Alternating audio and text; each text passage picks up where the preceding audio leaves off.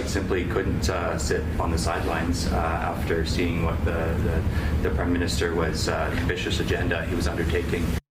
Alberta MP Matt Jeneroux had a change of heart, said he was going to leave politics to spend more time with his family. Then the speech in Davos by the Prime Minister convinced him he should cross the floor and join the Liberal Party. That leaves Mark Carney 3 seats shy of a majority. What does this all mean? Well, let's get a political insider's take and welcome in Michael Solberg from New West Public Affairs. Thank you so much for doing this. Thanks so much, Daryl. Happy to be here as always. Hey, you spent some time with the Calgary Mayor. You did some fabulous work out there. Now you're back in the saddle. You've left the political sphere for a little bit. You're keeping tabs on it. You're back in it now. Outside looking in and inside looking out, what does this look like to you? Well, I mean, it's certainly not ideal for the Conservative opposition.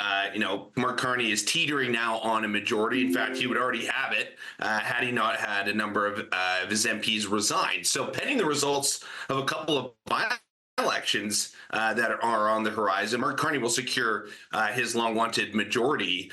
So what this really means most materially to Canadians is don't expect to go to the polls anytime soon unless you're in one of those ridings that have by-elections, as Mark Carney will have a majority, and that will allow him to govern for at least the next 3 years. That gives Pierre Poilievre lots of time, frankly, to figure out what he needs to do to become the alternative party and alternative government here in Canada. But it also gives opposition to Pierre Poilievre lots of time to consider, how did we end up here?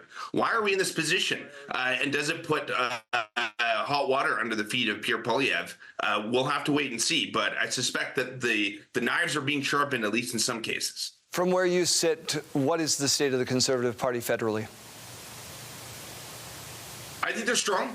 I mean, if you look at most polling, they're polling very, very competitively with the Liberals. Look, 10 years ago, if the Conservatives were polling consistently at 36, 38, even as high as 40, where they landed in the last federal election, they would form a majority government every single time. But the landscape has, of course, shifted with the eradication of the federal NDP, most particularly relevant to this discussion. So support like that does not form a government in a way that it used to. But it does mean that the Poilievre Conservatives remain extraordinarily competitive in really every region of this country. The real metric which needs to be addressed is the preferred prime minister numbers, where Pierre Poilievre continues to trail Mark Carney. But if an election were held today, best believe the Conservatives would remain extraordinarily competitive, which is a gift that they have, that their support has remained so stable throughout so much of this turmoil. Another gift is that the NDP federally are basically non-existent at this point. They've got 5 candidates vying for votes within the party to be the leader. I don't know if you can name one of them as an average Canadian. How much trouble is that party in? How much work do they have to do?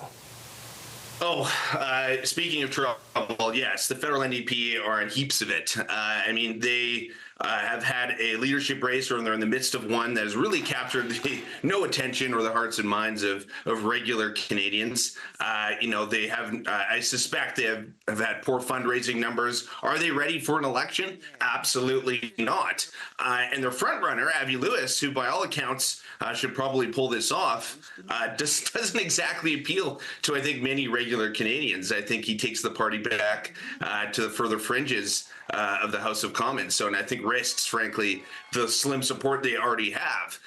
So this is a gift for the Carney Liberals. Most of the left-wing flank of Canadians and those kind of sharing the views of the traditional New Democrats are now sitting mostly under the support of Mark Carney.